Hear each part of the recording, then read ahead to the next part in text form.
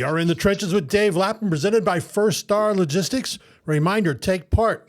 Only a couple more chances for you to take part in the First Star Logistics giant giveaway that's been going on all season long. Every week the Bengals play. Today, not the day we expected. The Bengals fall to 8-8 on the season, eliminated from playoff contention as they fall 25-17 to the Kansas City Chiefs on the road. Dave Lapham was on the call on the First Star Logistics Bengals radio network. And Lap, boy, you look at the game stats and so forth. Jake Browning, had a decent game, ends up being sacked. I think it was 6 times, and but you can pretty much go back and the first half the Bengals score, and then they're held scoreless the rest of the game. Yeah, they didn't take advantage of opportunity enough in the first half, but you're not going to win a football game in the National Football League when in the fourth quarter you have 15 snaps and generate 11 yards.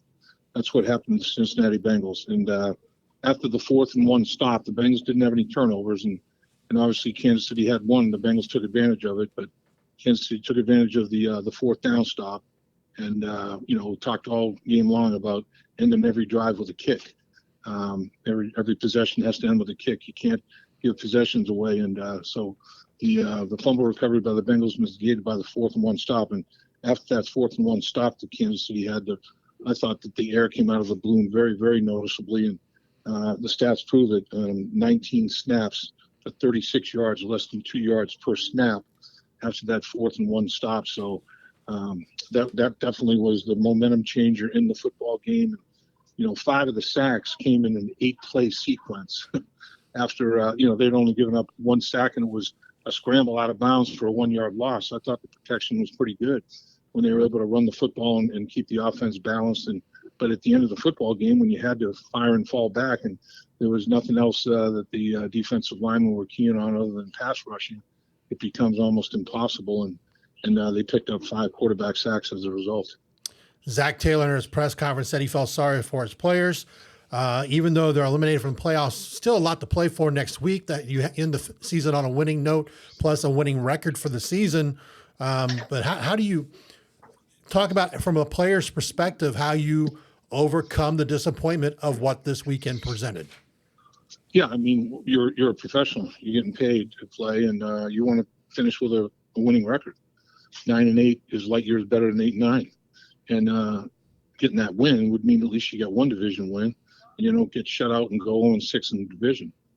So there's a lot of reasons to step up and play. And you got to figure the Cleveland Browns, they can't do any better than the 5 seed. They're as high as they can go. They can't get any worse if they lose the game to the Bengals. So you got to figure they're not going to play anybody.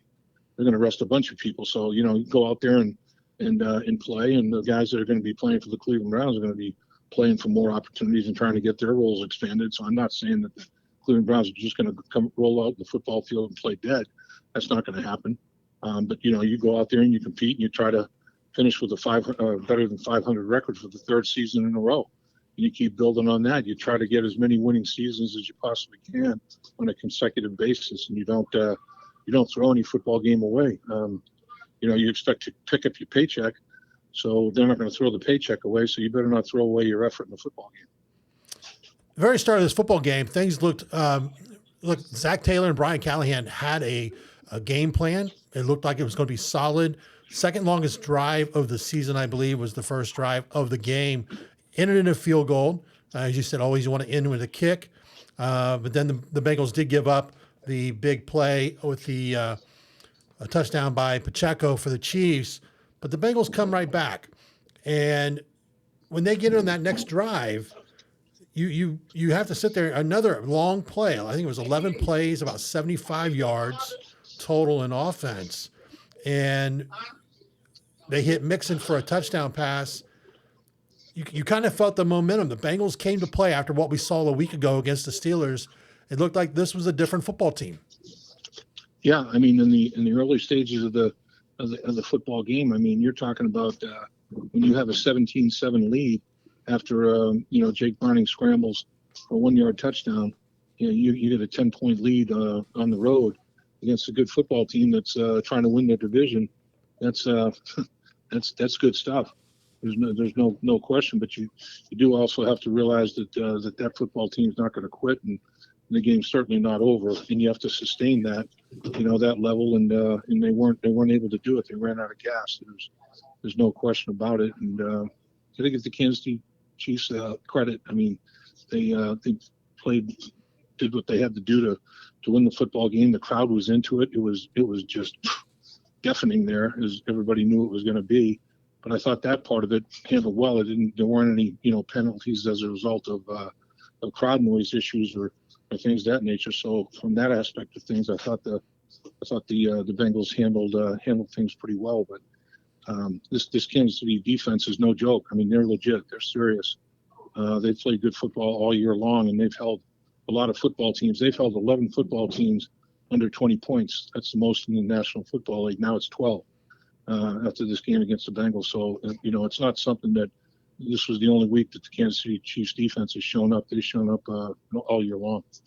You mentioned it was the sixth drive for the Bengals that they ended up turning the ball over on downs on a 4th and 1. They couldn't convert.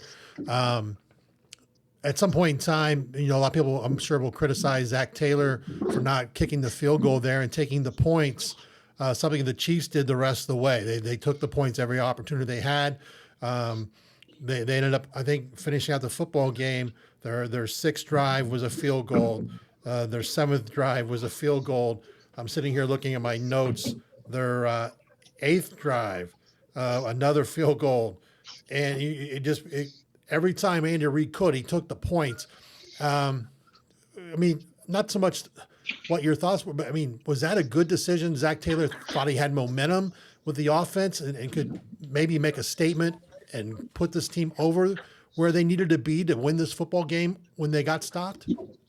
Yeah, I think he was trying to go for a a standing 8 count anyway, and deciding to go for it on 4th and 1. But I just remember, the legendary Paul Brown always saying, take points. Now that was well before analytics. That was in the era, before analytics. And analytics, there's a place for them. There's no question. But analytics are just raw numbers. In analytics, it may be a dominant football team is going against a weak sister and gets, 6 for 7 or 7 for 7 on 4th down. And, that can kind of, do a number on the numbers as such. You're on the road against a team fighting for their playoff lives in a very hostile environment, loud, 4th down. Maybe I know I'm conservative, but I've been influenced by Paul Brown. It's like take the points, particularly when you got to block 95 and you got to handle that Kansas City Chiefs defense. It's just tough to score on them anyway. So maybe that's one of the reasons to go for it on 4th down. How many opportunities you're going to get to score touchdowns, but how many chances you're going to get to put points on the board with a football team like this? They're second in the NFL in points allowed. So you have to factor in everything. You have to factor in the opponent. Where are you playing? What are the circumstances? It's not just raw numbers in my mind. It's human beings, and I don't know. It's easy to say after the fact. Even if they get the 1st down, no guarantee they score a touchdown. May have to kick another field goal, and then all you've done is burn time off the clock. So in that instance, to me, it's like, what the heck? Put it up, get the points on the board. We're with Dave Lapham, post-game of the Bengals loss 25-17 to the Kansas City Chiefs. Lap, 9th drive. The NFL has not had a good weekend officiating.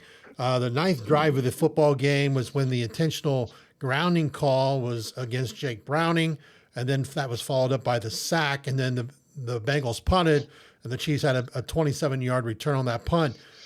That kind of did you feel that kind of put the nail in the coffin, even though the football game was still, a close football game that it just kind of seemed to take a lot of wind out of the sails? Yeah, I mean, it certainly wasn't helpful. There's no doubt about that. And to me, I mean, I don't know.